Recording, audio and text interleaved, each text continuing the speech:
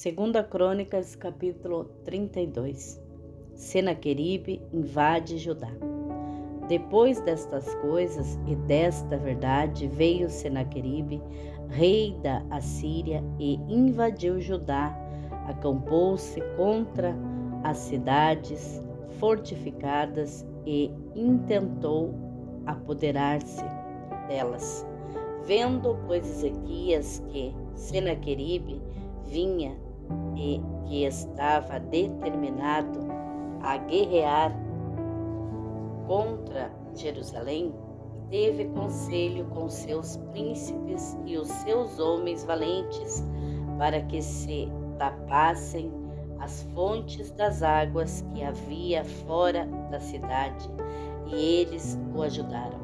Assim, muito povo se ajuntou e tapou todas as fontes, como também o ribeiro que se estendia pelo meio da terra, dizendo: porque viriam os reis da Síria e achariam tantas águas. E ele se animou, edificou todo o muro quebrado até as torres, levantou o outro muro por fora, fortificou a Milo na cidade de Davi e fez armas e escudos em abundância. Pôs capitães de guerra sobre o povo, reuniu-os na praça da porta da cidade e falou-lhes ao coração, dizendo: esforçai-vos e tende bom ânimo, não temais, nem vós espanteis por causa do rei da Síria, nem por causa de toda a multidão que está com ele, porque há um maior conosco do que com ele. Com ele está o braço de carne, mas conosco o Senhor nosso Deus para nos ajudar e para guerrear por nós. E o povo descansou nas palavras de Ezequias, rei de Judá. Depois disto, Senaqueribe, rei da Síria, enviou os seus servos a Jerusalém. Ele, porém, estava cercando a cidade de Laquis com todas as suas forças, para falar a Ezequias, rei de Judá, e a todo o Judá que estava em Jerusalém, dizendo: assim diz Senaqueribe, rei da Síria: em que confiais vós, para vós deixardes sitiar em Jerusalém? Porventura não vós incentiva Ezequias para morrerdes de fome e de sede, dizendo: o Senhor nosso Deus nos livrará das mãos do rei da Síria? Não é Ezequias o mesmo que tirou os seus lugares de culto e os seus altares e falou a Judá e a Jerusalém, dizendo: diante de um único altar vós prostrareis e sobre ele queimareis incenso? Não sabeis vós o que eu e meus pais fizemos a todos os povos das terras? Porventura puderam de qualquer maneira os deuses das nações daquelas terras livrar os seus pais da minha mão? Qual é de todos os deuses daquelas nações que meus pais destruíram o que pode livrar o seu povo da minha mão, para que vosso Deus vos possa livrar da minha mão? Agora, pois, não vos engane Ezequias, nem vos incentive, assim nem lhe deis crédito, porque nenhum Deus de nação alguma, nem de reino algum pode livrar o seu povo da minha mão, nem da mão de meus pais. Quanto menos vós poderá livrar o vosso Deus da minha mão. Também seus servos falaram ainda outras coisas contra o Senhor Deus e contra Ezequias, o seu servo. Escreveu também cartas para blasfemar do Senhor, Deus de Israel, e para falar contra ele, dizendo: assim como os deuses das nações, das terras, não livraram o seu povo da minha mão, assim também o Deus de Ezequias não livrará o seu povo da minha mão. E clamaram em alta voz em judaico contra o povo de Jerusalém que estava em cima do muro, para os atemorizar e os perturbar, para que tomassem a cidade. E falaram do Deus de Jerusalém como dos deuses dos povos da terra, obras das mãos dos homens.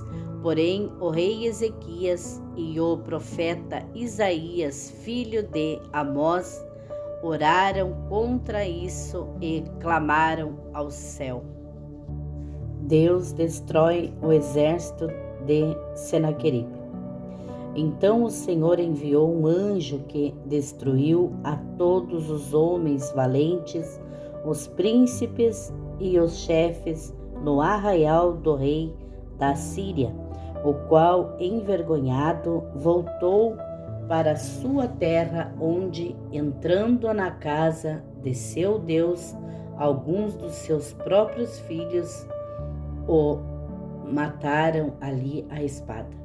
Assim livrou o Senhor a Ezequias e aos moradores de Jerusalém da mão de Senaqueribe, rei da Assíria, e da mão de todos, assim de todos os lados os protegeu.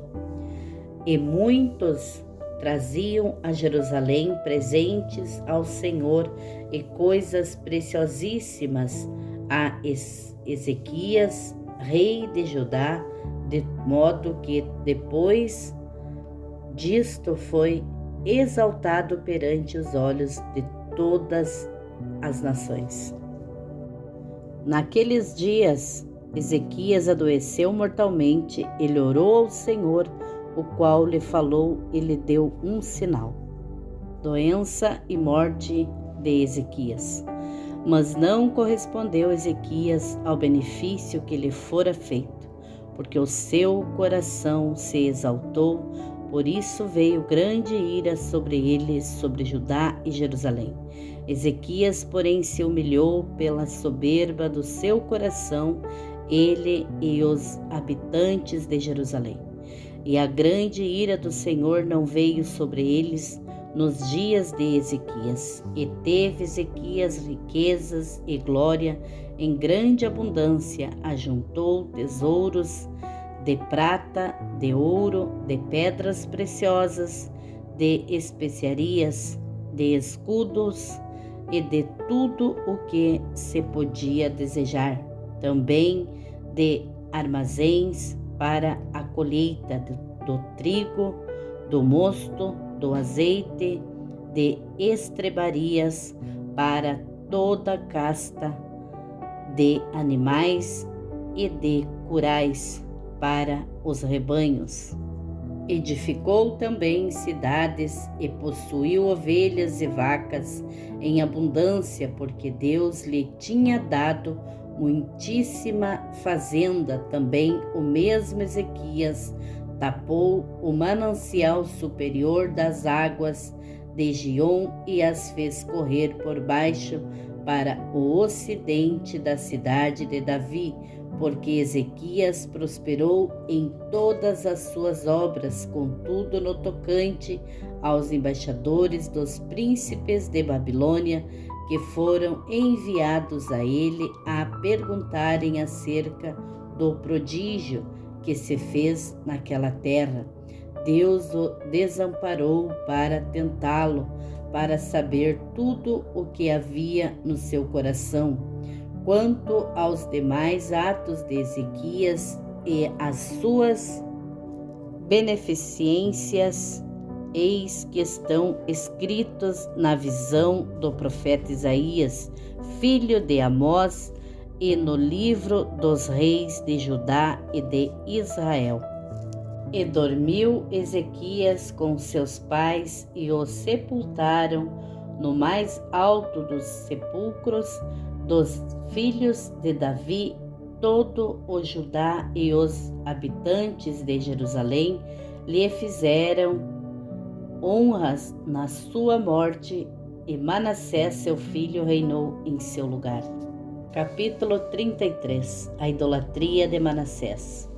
Tinha Manassés 12 anos de idade quando começou a reinar, e 55 anos reinou em Jerusalém, e fez o que era mal aos olhos do Senhor, conforme as abominações dos gentios que o Senhor lançara fora de diante dos filhos de Israel, porque tornou a edificar os altos que Ezequias, seu pai, tinha derrubado.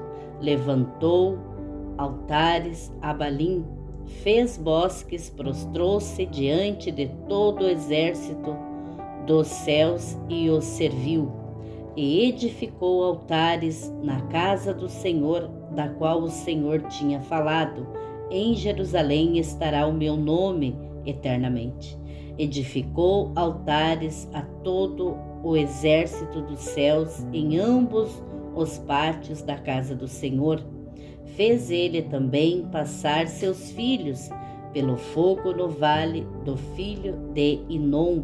Usou de adivinhações e de agouros, de feitiçarias, e consultou adivinhos, encantadores, e fez muitíssimo mal aos olhos do Senhor para o provocar a ira.